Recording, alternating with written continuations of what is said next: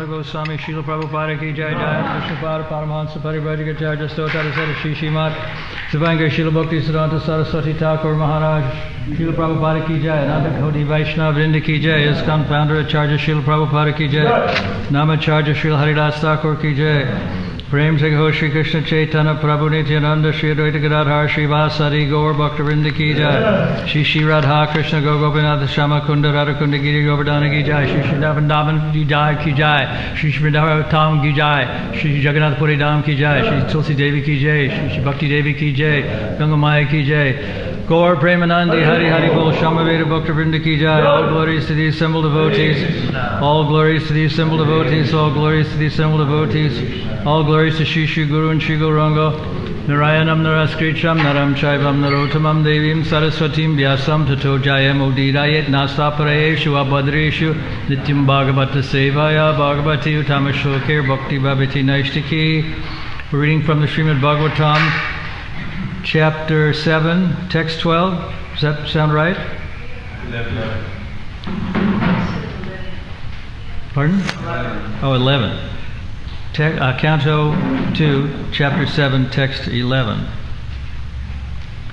Satre Masa Bhagavatam Bhagavan Aya Ishritasya Itrisatya Itrisata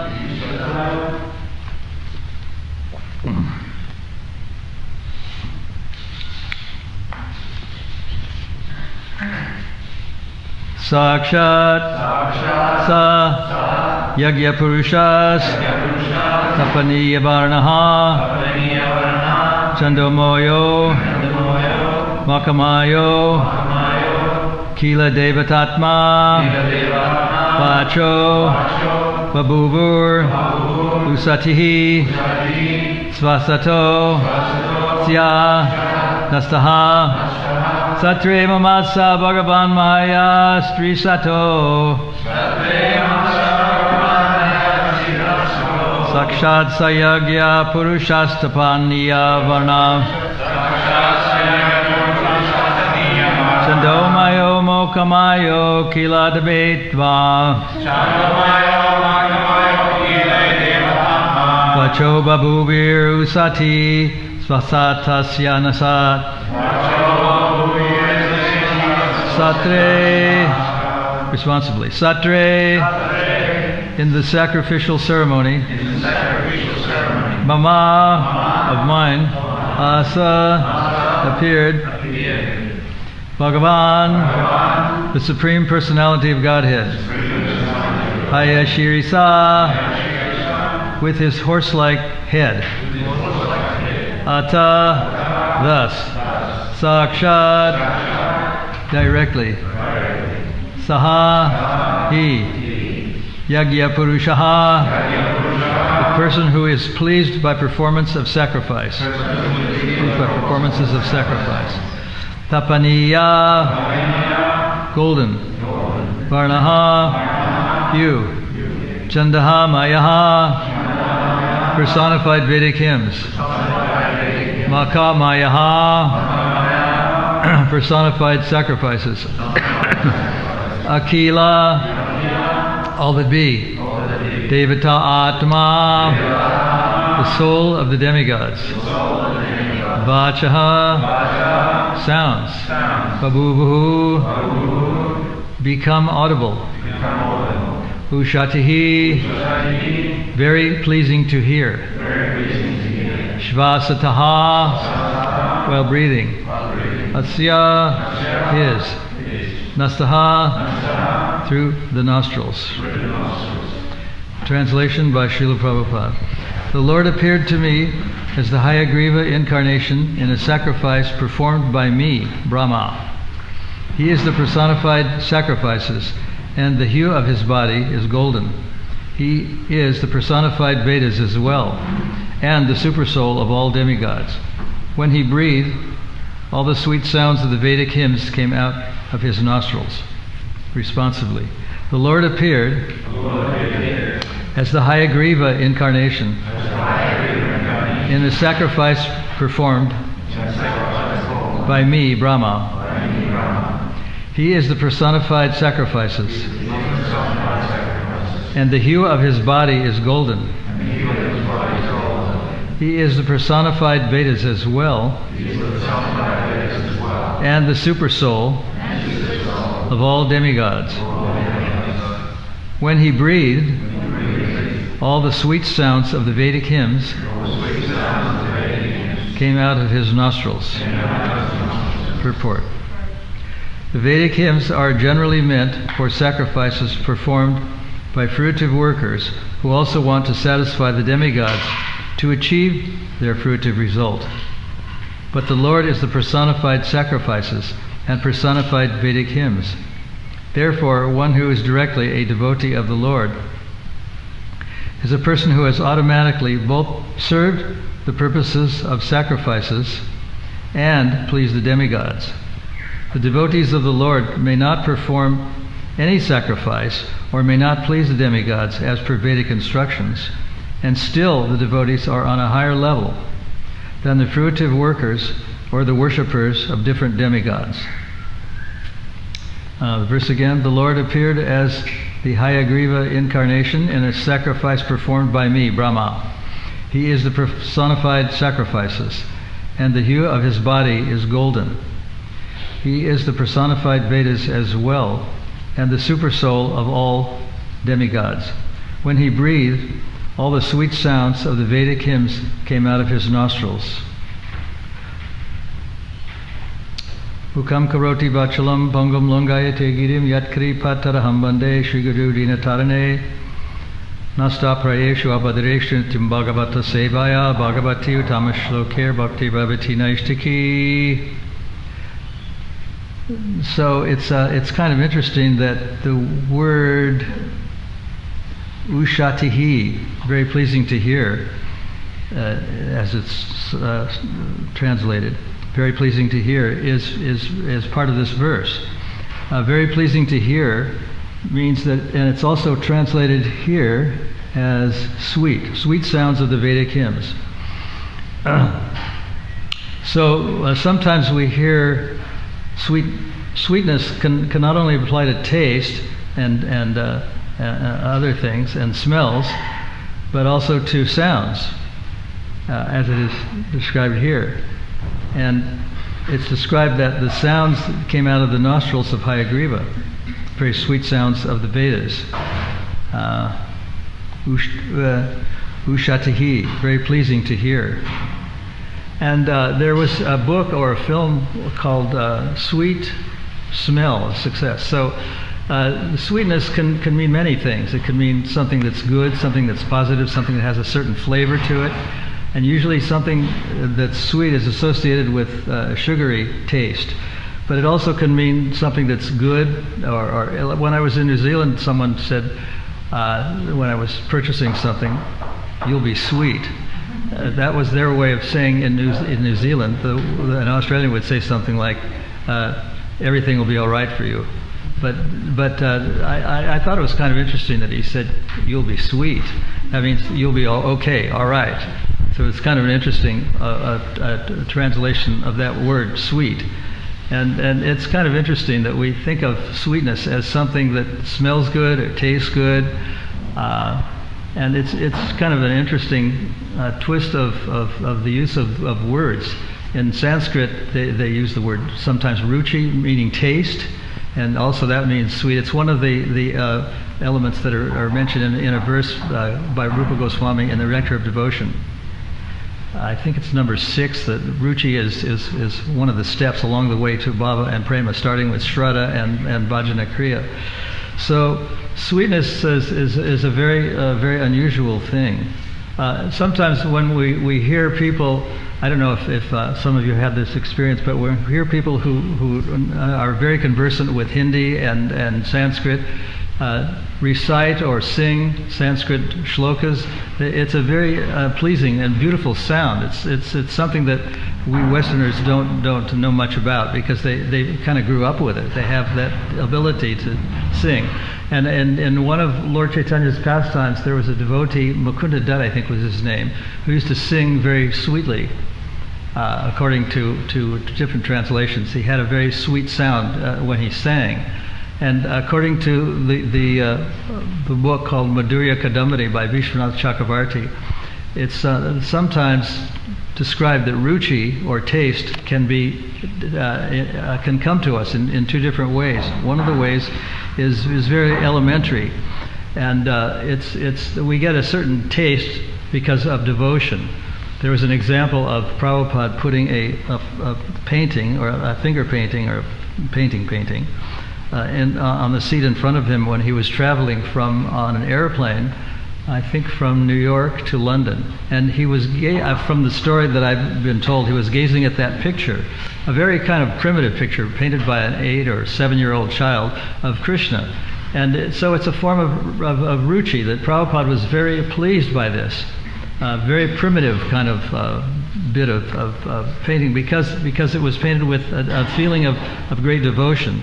The person obviously had some love for Krishna or some attachment, so it was that form. And it's described in Madhurya Kadambini that sometimes that very simple, primitive form of taste, or ruchi, is not acceptable. And sometimes it was described in there by Vishwanath Chakravarti in the translation by Dinabandhu and Company. That there's a book called Madhurya Kadambini. It's probably out of print now, but it's very interesting because he said that sometimes people don't appreciate things that are, even though they're very devotional, because they don't have sophistication. And this is an example. And one of the examples they used was that sometimes you don't feel hungry, even when there's a very appetizing, very pleasing smelling, very beautiful looking dish placed right before you, but because you're not hungry, you won't partake of it. You just don't want to have anything to do with it. But on the other hand, there's another type of ruchi that's described as having excellence of elements. When something tastes good, something looks good, something smells good, something sounds very good, or it's more like the voice of Mukunda Datta's, because he had a very pleasing voice, he had a very pleasing sound. Ushatihi, very pleasing to hear. Then there's a great feeling of spiritual ecstasy that comes about when someone sings excellency, when someone cooks excellently, when someone smells something that has a very nice fragrance to it, like a rose. I think it was one of Shakespeare's characters, probably Juliet, said to Romeo that a rose that we call anything that we call a rose would smell sweet, even if we didn't use the name rose. I don't know the exact quote, but it was to the effect that what's in a name, that starts out the quote, what's in a name, a rose by any other name would smell as sweet. So and he used that word sweet in reference to fragrances. It's kind of interesting. One thing that's kind of interesting is that the use of words is very important. Prabhupada obviously chose his words very carefully, and he was translating a lot of these words like rasa and ushatihi. It was very difficult because there's a lot of times things are lost in translation. I think there's some French words, like French phrases like c'est la vie, which means that's life. But if you say it in English, it seems to lose something. And there's the word, what is that, rendezvous? What is the literal translation of that? See you again? Rendezvous. Meet again. But when you say it, it's got a different kind of connotation in English. When you say rendezvous, it kind of means something else than meeting again. It's kind of got a little dimension of romance to it or something. It's different. So the Prabhupada chose his words very carefully.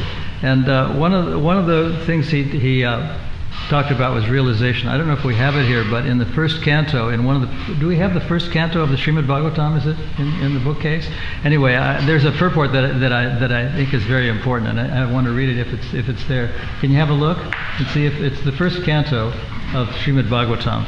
And he talks about what realization is, and often we hear about Desha Kalapatra, or time, place, and circumstance, and he kind of expounds on this a little bit in this in this purport from the first canto. I think it's in the 4th chapter.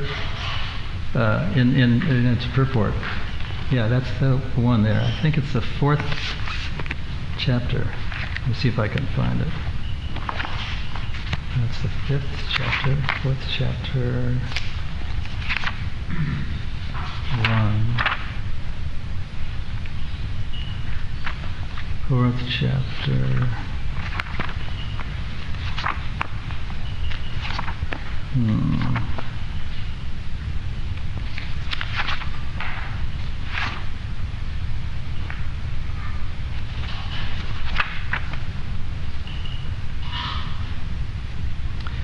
Oh yeah, this is the section of this purport, and in italics it says, well, before we get the italics, he says he must have full confidence in the previous acharyas, and at the same time he must realize the subject matter so nicely that he can present the matter for the particular circumstances in a suitable manner. And then in italics, for emphasis, he writes, the original purpose of the text must be maintained, and the italics. Then he writes, no obscure meaning should be screwed out of it, yet it should be presented in an interesting manner for the understanding of the audience. This is called realization. So in this purport, Prabhupada is referring to time, place, and circumstance when he says that the realization is presenting something in an interesting manner for the proper understanding of the audience, depending on who the audience is. So, in other words, it's not always possible to say everything that you think to everyone. And I think in the letters that Prabhupada wrote, which are pretty much all accessible, at least the ones that were recorded or transcribed, that he talked about what he thought he was writing to an individual person. And as far as I know, those letters, from what Prabhupada said in one of his letters, are not meant for public distribution. They're private letters. They're letters that were written to individuals. And sometimes, because they were letters that were written to individuals, they were sometimes contradictory. In other words, one letter to one person might have said something that was a little different to another person, and therefore the letters are considered private. And if we go into history, you'll see that the letters of famous people like Abraham Lincoln or George Washington are, they're a little hard to find. I mean, you can find them, but you have to have good reason for it, and because they're private. They're not meant for everyone to see. So these things are going on, and the letters that are now available very easily through the database and other electronic means, Prabhupada's letters to individuals, will probably not in the future be so easy to obtain, to see. I'm just speculating, but I'm guessing that within the next 10 years, you'll have to have good reason. Like if you want to, for example, get any old video from almost every video company, any station, you have to have a good reason for wanting that video. You have to have to have an academic reason, or a letter from your professor, or letter on the letterhead of your university. Why do you want it? Why do you want to see it? So it's not so easy to, and it's going to be that way with a lot of Prabhupada's letters too.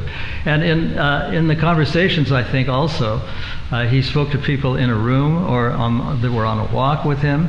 And even though he kind of knew some of these things were being recorded, it wasn't the same in the past as it is now. Like if something is recorded, it's instantaneously available from New Govardhana to Tokyo to Johannesburg to any place far away. It's just that's the nature of the world today. But when Prabhupada was on his earthly sojourn, he was talking to people who were in the room on the walk. Even though he knew it was being recorded, they didn't have the capacity to transmit instantaneously that information all over the world to faraway places.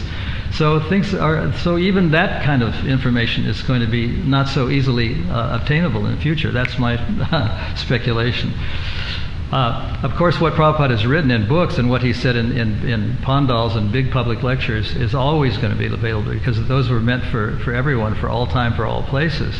But like I was saying before, he chose his words very carefully, and the editors also chose their words very carefully, because they generally didn't change Prabhupada's English words, but occasionally they did, and they also had to realize that some of these words were chosen very carefully. Like sometimes Prabhupada used the word glimmer, and some people say that really he meant glitter, and it wasn't proper, and this and that. But those kinds of things are not changed very, very readily, because they're very similar. And maybe Prabhupada did mean glimmer, possibly. We don't know exactly what he meant. And there's a lot of statements in Prabhupada's books where we have to say that we don't know what he meant exactly. Especially when he talked about achintya veda veda tattva, how things are inconceivable. For example, we know that there's a three worlds, worldly part of creation, which is the ekapad vibhuti.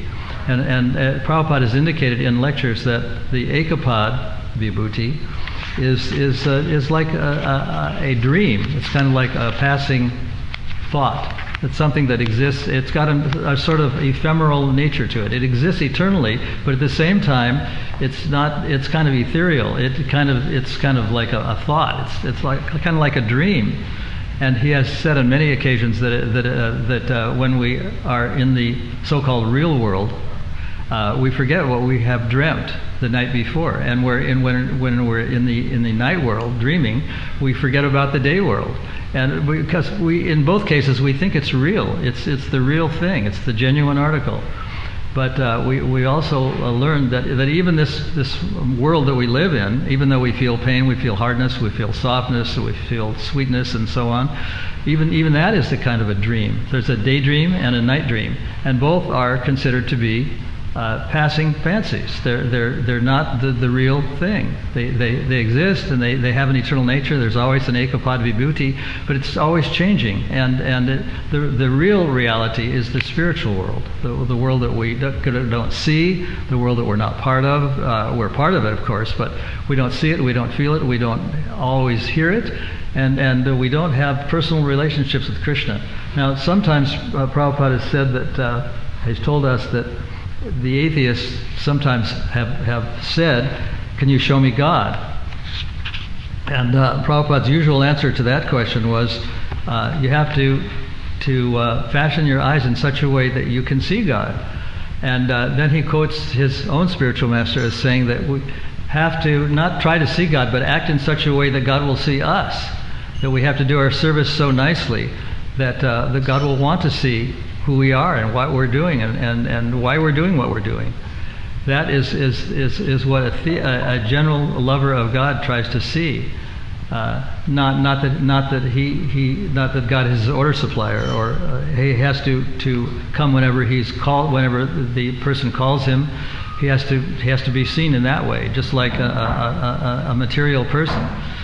Verse in the Chaitanya Charitamrita, I think it says, Krishna, the essence of it is that Krishna is his name, that he's non-different from his name. Whereas in the material world, there's always a difference between substance and name, as Shakespeare has quoted. What's in a name? The name is not the same as the thing. The real thing, or the substance, is what's most important. But in the case of Krishna, Krishna's name and Krishna's deity and Krishna's devotees are a form of Krishna. To the atheists, as Prabhupada has told us, Krishna comes in the form of death. And he was asked on one of the lectures if actually someone at the time of death sees the form of Krishna. And Prabhupada's answer was that there is a form of Krishna called death. That is the form. And even though Hiranyakashipu, because he was originally in another life a devotee of Krishna, he had the ability to see that was actually Krishna. But the usual consciousness of the atheist is to see the form of death, is to see Krishna as death. Once I was on a highway driving, I think it was in New Zealand, and there was a big billboard, and in the billboard there were pictures of speedometers. Two of them anyway, and one showed it was 40 kilometers per hour, and one showed about 60 kilometers per hour, and the third one, which was supposed to be over 100 kilometers per hour, was a coffin, and it had a cross on it. In other words, when you drive very fast, you're courting with death. So that's the way the atheist sees God, as death, just like it happens.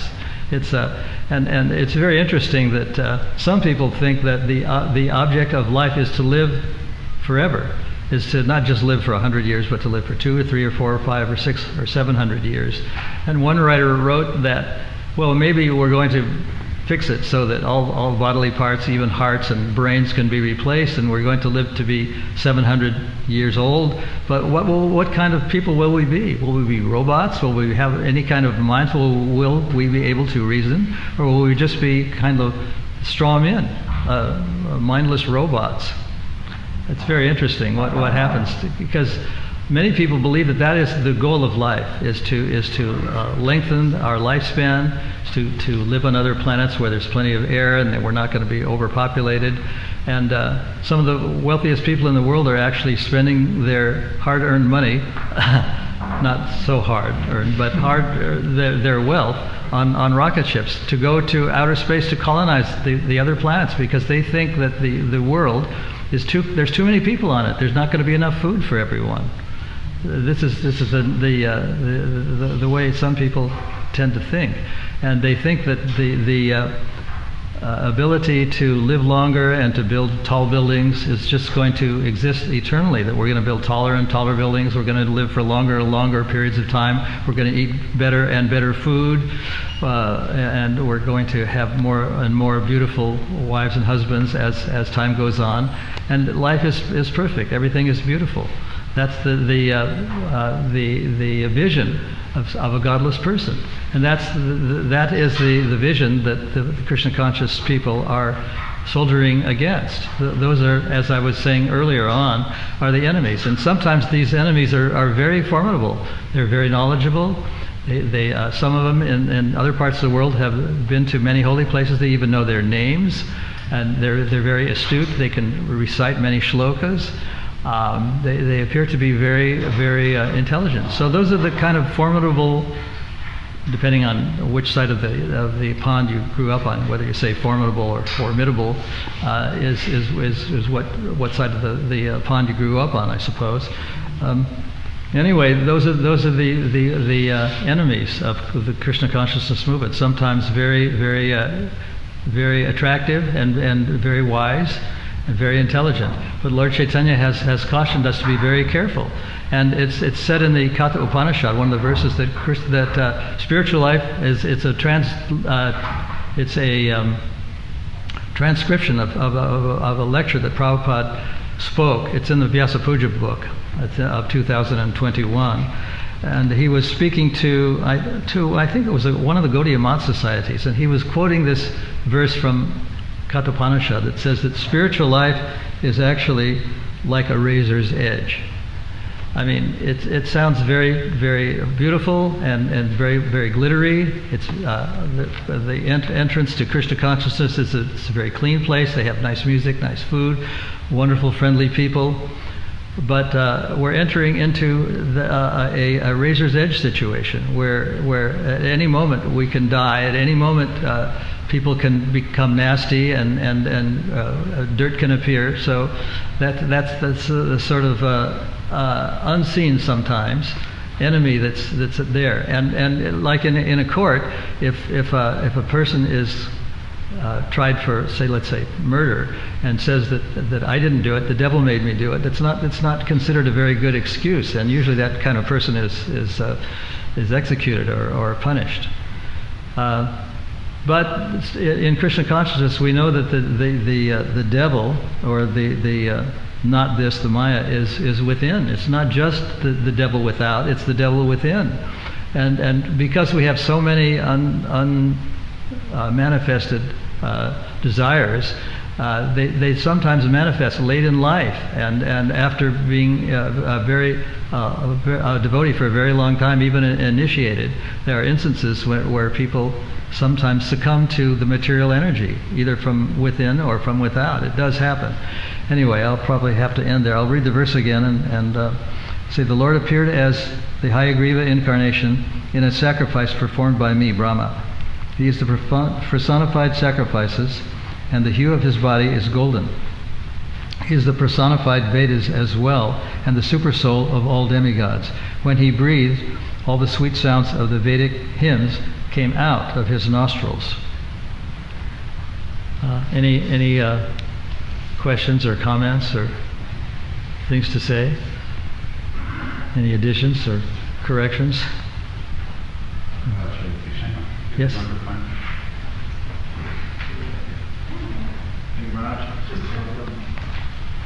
I was just wondering about those chanting reciters of mantras in the Sanskrit and Hindi, how the sounds are very nice. I think after Veda Prabhu. Is it advantage to be cultured in that sense, in bhakti terms? Is it cultured? Well, yeah, in a sense it is cultured, but Prabhupada has told us, and in that book Madhurya Kadambati, it's mentioned that it's one type of ruchi, or of taste, that requires a lot of sophistication. And there's another kind of ruchi or taste that doesn't require any sophistication, like that painting that Prabhupada was staring at that was made by a child. It was not sophisticated, but he admired it because it was done with devotion. So it's not that you have to have that sophistication. It can help, but it's not necessary. Thank you very much. I think I was reading recently that Prabhupada had seen the paintings that were done by devotees that were beyond the originals, and that they were in line with Renaissance type features, and he said they're simply prostitutes. They make Radha and Krishna a prostitute, where he liked the more simpler and perhaps not so artistically perfect, or in line with the day's whatever, the modality of the day. So he liked the bhakti, obviously. Yeah, I've heard that same thing too. Thank you. Yes? Maharaj, you also mentioned that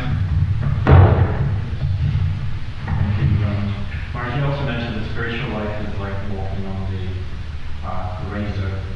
sharp razor. And at the same time, we also know that practicing spiritual life is sukham karma vedam, is a very enjoyable thing to do. Would you be able to clarify that? Well, the reason that I use that example of the razor's edge, which Prabhupada used when he quoted Kathopanishad, and Kathopanishad does say that spiritual life is a razor's edge, it's joyfully performed, as it says in Bhagavad Gita, and because there's so much joy in the practice of devotion, people can get misled by the joy they're feeling. They think that it's going to last forever, but as time goes on, they encounter many obstacles, and the joy is not as joyful as it appeared originally. So that's what often happens. We've seen it happen many times to people who are very much a part of the joyful process, and then after a while they just disappear. Of course, Prabhupada does say that even an unfinished sort of course in Krishna consciousness means that a person will get a better birth in the next life of at least a human being, and probably in a Brahminical family or a wealthy family. But it doesn't. I'm not trying to make excuses for people who leave preaching, because it's not necessarily good. He just says that it's something. It's better than nothing. And he contrasted that with a person who is very, very diligent and does everything perfectly and follows all the Vedic rituals and knows many shlokas and many philosophical verses, that may not get a human birth. It may become an animal in the next birth. It's possible. And there's a story that Prabhupada tells. I think you've heard this many times before, about the cobbler and the scholar, and both were asking Narada Muni, who was going to see Narayan, what's going to be my future destination, and he asked Narada Muni to tell them, when they asked him what Narayan was doing with it, he was passing an elephant through the eye of a needle. And the first person, and then when Narada Muni came back and talked to the scholar, he said, "Oh, that's," and the scholar asked him what was Narayan doing, and he told him he was passing an elephant through the eye of a needle. He said, "Oh, that's not possible." And he said, "What's going to be my destination?" And his destination was that he would take many births before he would be liberated. And when he came to the cobbler, the lowly person, and he asked him what Narayan was doing, and he said he was passing an elephant through the eye of a needle. He said, "Oh, that's very wonderful. My Lord can do wonderful things." And he says, "What is your reasoning? How do you justify that?" And he said, "Well, I'm sitting here under a banyan tree, and the banyan tree has many fruits or figs, and in each fig is a little seed, and in each seed is a potential banyan tree, the biggest tree in the world, one of the biggest trees in the world. So if he can pass an elephant through the eye of a needle, and he can create a banyan tree out of a seed, that's completely wonderful." And then he asked Narada Muni what his destination would be, and he was told that he would be liberated immediately in his next life. So that's the difference between someone who is on the good side of the razor's edge and someone who's on the bad side of it. the cutting edge. Yes?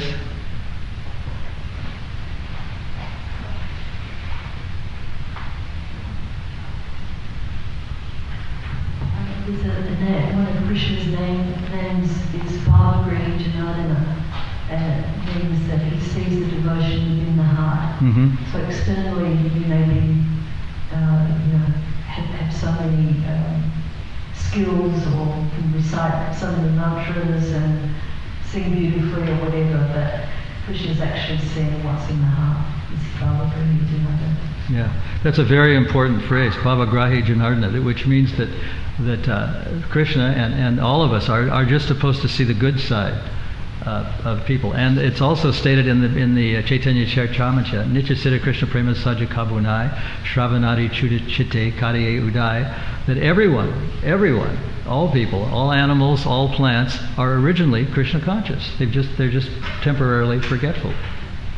So that's part of this Bhavagrahi Janardana, to see the good side of everything. That actually everyone is, that's why we preach, because we try to awaken, according to that verse, we try to awaken the natural Krishna consciousness that's already there. That's what preaching is all about. I guess that makes sense. Thanks for that. Hare Krishna. Hare Krishna. Yeah? Oh yeah. Just Okay. using our time, Maharaj. Last one. Still some time in your association while we can. Yeah. Maharaj, I was reading Shyamasundara's book about chasing the rhinos, and you oriented quite considerably because he had an admiration for you. I wanted to ask a question personally about, you seem to be playing in jazz clubs very early on, but and hanging around with, would you say, musical types, obviously, but it would be seen as perhaps not such a, might be in the lower modes, those places. So how is it that you extracted yourself? Seems like quite readily you were one of the first persons to sort of align with Srila Prabhupada, and yet you're in this sort of musical scene that seems to envelop people and keeps the hold on people and keeps them in that business for a long, long time. But you extracted yourself. Can you tell us something about that time, how you extracted yourself from all that association? Well, I recall that one of the things Prabhupada said is that we should always remember our past sinful activities. So, in a sense, it's very true what you're saying. Was associating with the lower modes is very sinful. But I try not to become obsessed with that. Although always remember is not the same as being obsessed with something. Just to know that I'm a sinful person. But when I met Prabhupada, I just decided that I didn't, that everything that I did in the past was not important anymore. And I even sold or got rid of all my musical instruments, the piano, the set of drums, and all that sort of stuff. And I thought, well, I'm just going to give all this up. It wasn't important to me anymore. And then a few years later, I was in a recording studio with one of the Beatles. And I was playing the piano for preaching in other people's homes. So, you sort of forget the past, but it can come back in a devotional way. But it doesn't always come back in a devotional way, but it can. And that's my story anyway. Okay,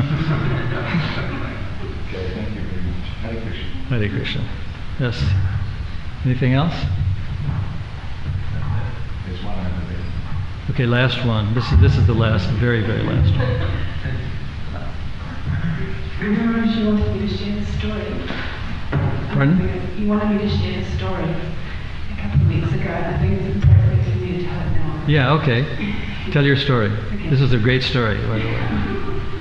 So this was when Maharaj had just had his injury, his hip injury, and so I, as soon as I heard about that, I felt that I should come straight here from Auckland. So I booked my ticket. Auckland, New Zealand. Auckland, New Zealand. I'm just going to intervene occasionally to clarify everything. And so I just bought the ticket and I jumped on the airplane. And I was waiting there for the plane to take off, but I was starting to feel that perhaps I had done the wrong thing, and I had not acting, but maybe Maharaj was needing United in the way, because he'd been in hospital. So I was sitting there and I took out Bhagavatam. And I had Bhagavatam on my lap, and I was reading it, and we were waiting for the airplane to take off. And the person sitting next to me said to me, what are you reading?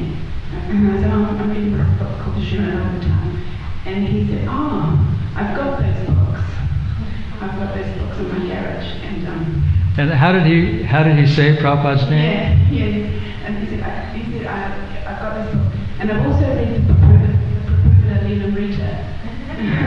The Prabhupada Leela Rita. And I was so obviously he hadn't been in devotees, but he then said, and my favourite part of that, of Prabhupada Leela Rita, is when he was teaching his disciple how to play the mridanga.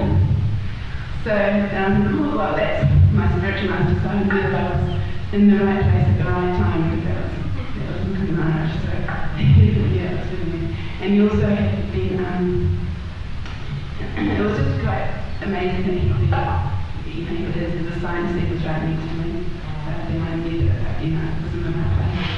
And he also mentioned that he'd heard, did you want me to mention that about the Sanskrit experiment?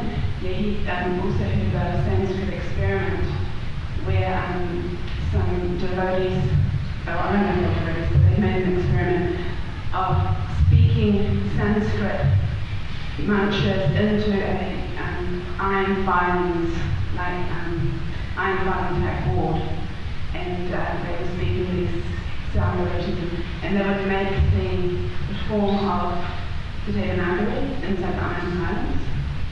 When the sound vibration was spoken purely. And then they did the same experiment with English, and there was no correlation. Thanks for that story. Hare Krishna. Thank you.